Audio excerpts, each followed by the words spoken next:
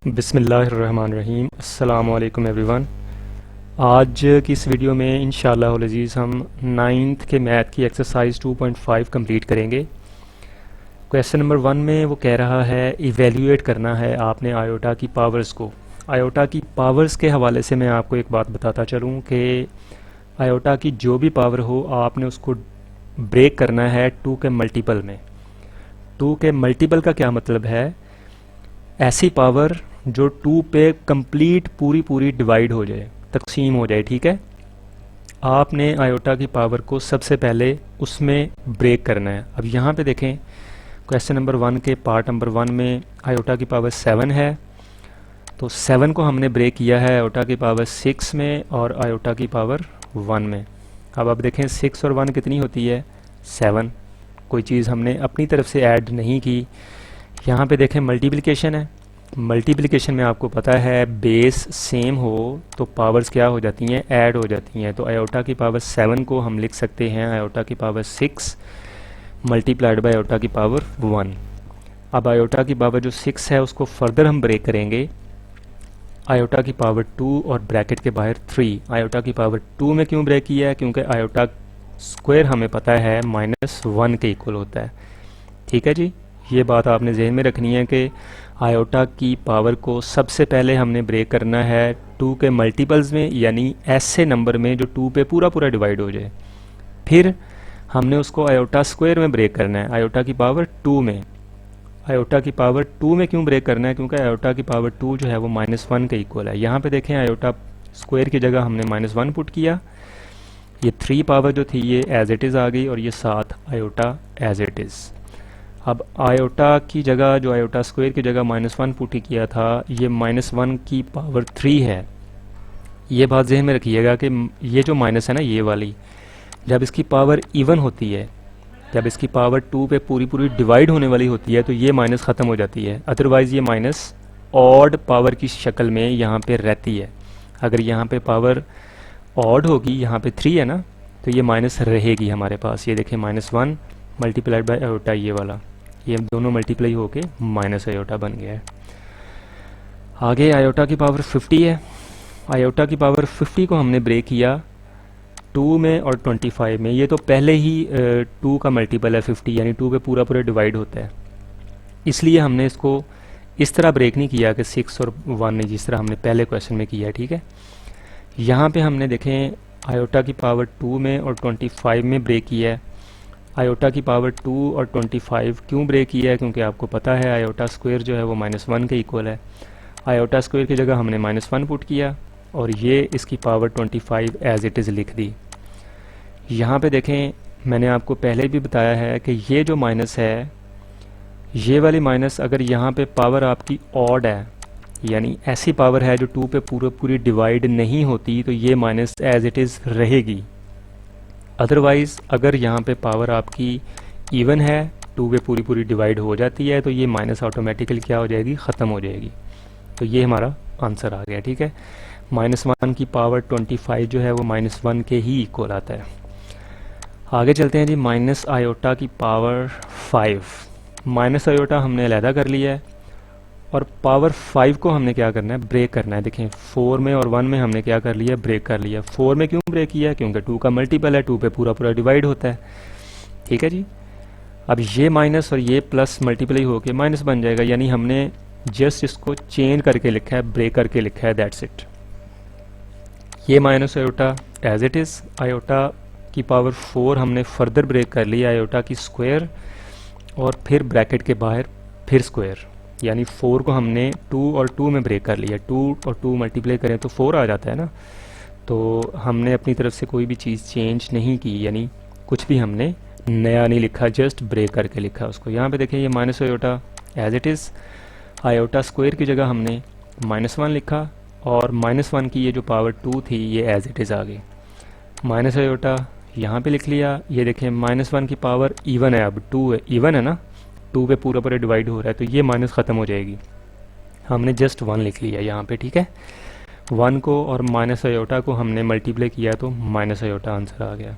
आगे देखें आयोटा की पावर 27 है, इसको हमने ब्रेक करना है 2 के मल्टीपल में। रिमेंबर 2 का मल्टीपल 26 है और यहाँ पे एक हमने लिख लिया 27 बनाने के लिए। देखें 26 प्लस 1 आयोटा की पावर 27 बन जाएगी। ठीक है, अब देखते हैं जी 26 को, आयोटा की पावर 26 को हमने फर्दर ब्रेक डाउन किया है, आयोटा स्क्वायर और उसकी पावर फिर 13, यानी ब्रैकेट के बाहर हमने 13 पावर लिख ली है। आपको पता है कि 13 और 2 जो पावर्स हैं वो आपस में मल्टीप्लाई होंगी तो कितनी बन जाएगी 26, और ये वाला आयोटा जो था ये एज इट इज़ आ गया। ठीक है, आयोटा स्क्वायर की जगह हमने -1 रखा, -1 की पावर 13 रखी और 7 आयोटा एज इट इज़ आ गया। ठीक है, अब देखें -1 की पावर ऑड है तो ये -1 एज इट इज़ आ जाएगा, यानी ये माइनस ख़त्म नहीं होगी। ख़त्म कब होनी थी? जब ये पावर इवन होती। रिमेंबर, ये -1 और आयोटा जो मल्टीप्लाई होके माइनस आयोटा आंसर आ जाएगा। ठीक है, आगे हमने क्वेश्चन नंबर 2 में हमने लेना है कॉन्जुगेट। कॉन्जुगेट के लिए एक चीज़ आपने ज़हन में रखनी है कि कॉन्जुगेट में जस्ट हम साइन चेंज करते हैं, सिर्फ अलामत चेंज करते हैं। किस पार्ट की? आयोटा वाले पार्ट की, इमेजिनरी पार्ट की। किस पार्ट की अलामत चेंज करते हैं, साइन चेंज करते हैं? इमेजिनरी पार्ट का। ठीक है, जस्ट रिमेंबर दैट। बाकी हम कुछ भी नहीं करते। ये देखें 2 + 3 आयोटा का कॉन्जुगेट क्या बनेगा? 2 - 3 आयोटा। ये प्लस था तो हमने क्या कर दिया? माइनस कर दिया है। ठीक है, यहाँ पे देखें जी ये माइनस आयोटा है, माइनस है ना, इसके साथ आयोटा इमेजिनरी के साथ माइनस है, तो हमने कॉन्जुगेट में प्लस कर दिया। सिंपल, जस्ट हमने अलामत और साइन ही चेंज किया है, बस दैट्स इट। और किस पार्ट का करना है? इमेजिनरी पार्ट, यानी आयोटा वाले पार्ट का। आयोटा वाले पार्ट को हम क्या कहते हैं? Imaginary part. -4 माइनस आयोटा है, -4 को हमने एज इट इज़ लिख लिया। माइनस आयोटा जो है ये हमने प्लस कर दिया है, देखिए प्लस आयोटा कर दिया कॉन्जुगेट में। ठीक है, आयोटा -3। अब ये देखें आयोटा की जहाँ पे जो साइन है वो क्या है? प्लस है। इसके कॉन्जुगेट में हम इसको माइनस कर देंगे, माइनस आयोटा -3। ये जो रियल पार्ट है -3 वाला, इसकी तो हमने साइन चेंज नहीं करने ना, हमने जस्ट चेंज करने हैं साइन आयोटा वाले पार्ट के। क्लियर है यहाँ तक? कॉन्जुगेट में आपने सिर्फ और सिर्फ आयोटा वाले पार्ट का साइन चेंज करना है और बाकी कुछ भी नहीं करना। So let's move to question number 3।